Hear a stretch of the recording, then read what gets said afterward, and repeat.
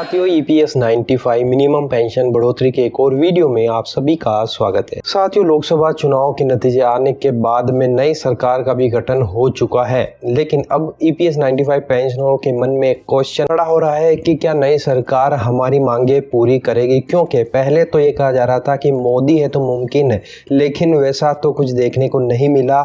हजारों चक्कर काटने के बावजूद भी सरकार की जूं तक नहीं रहेगी। लेकिन अब गठबंधन की सरकार है और कोई भी फैसला लेने से पहले दूसरे गठबंधन के साथियों के साथ में सरकार को चर्चा करनी पड़ेगी, बीजेपी को चर्चा करनी पड़ेगी। इसी बीच ईपीएस 95 पेंशनर इसको किस तरह से ले, गठबंधन की सरकार को किस तरह से अप्रोच करे कि उनकी मांगे पूरी हो जाए, इसी को लेकर एक महत्वपूर्ण अपडेट आज के इस वीडियो में हम आपके साथ में शेयर करना चाहते हैं। वीडियो बहुत ही इंपॉर्टेंट होने वाला है। अगर आप ईपीएस 95 पेंशनर हैं तो इस वीडियो को आप अंत तक जरूर देखिएगा। तो यहाँ पर आप देख सकते हैं ये महत्वपूर्ण अपडेट जो आपके साथ में साझा कर रहे हैं। यहाँ पर लिखा है ईपीएस 95 सरकार की निगाह में शायद पेंशनर पर खर्च करना पैसे की बर्बादी है, भिखारी की भी औकात नहीं। कोई भिखारी 3-4 बार आता है तो हार कर उसकी झोली में लोग एक आध सिक्का पुण्य कमाने के लिए डाल ही देते हैं।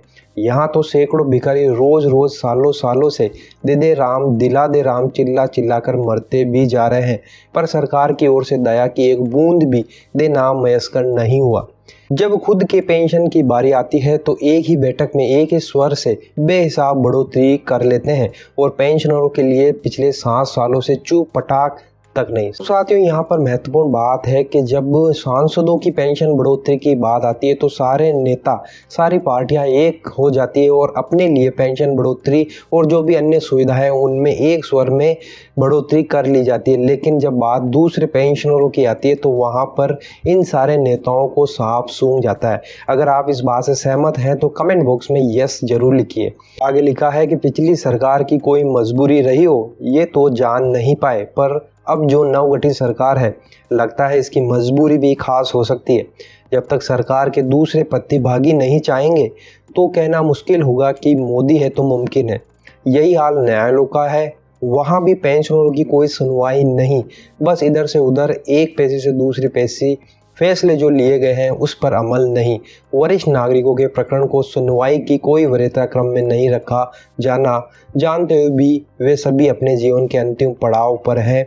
अनेक याचिकाकर्ता दिनों दिन भगवान को प्यारे होते जा रहे हैं। जी साथियों, यहाँ पर इन्होंने न्यायालय को भी कटघरे में खड़ा किया है कि न्यायालय भी एकमात्र मूक दर्शक बनकर रह गई है। वहाँ पर बस पैसे पे पैसे दे दी जाती है और ये नहीं देखा जाता है कि ये बुजुर्ग का केस है या किस लेवल का केस है, और बस एक ही डरे पर न्यायालय कार्य कर रहा है। तो साथियों अगर आप इससे सहमत है तो कमेंट बॉक्स में वाई टाइप करिए, जिससे ये लगेगा यस आप इससे सहमत हैं। आगे लिखा है कि ये नैसर्गिक न्याय के सिद्धांत की भी किसी माननीय न्यायमूर्ति को चिंता नहीं है। धन्य प्रजातंत्र की कही जाने वाली सरकार और संवेदनशील न्यायिक व्यवस्था, हमारा उन्हें शाश्वत प्रणाम।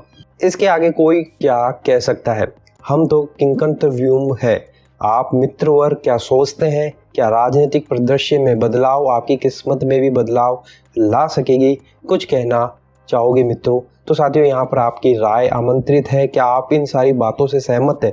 तो कमेंट बॉक्स में यस जरूर टाइप करिए ताकि लगे कि हाँ यही सब कुछ हो रहा है और आप लोग भी इसी तरह की चीज़ों को ऑब्जर्व कर रहे हैं। तो साथियों कमेंट बॉक्स में अपनी राय ज़रूर बताइए। ये अपडेट आपको कैसी लगी इसके बारे में अपनी राय ज़रूर बताइए। वीडियो अच्छा लगा तो लाइक शेयर कर दीजिएगा और इस तरह की अपडेट पाने के लिए चैनल को आप सब्सक्राइब ज़रूर कर लीजिए। तो फिर मिलते हैं नई अपडेट के साथ। जय हिंद, जय भारत।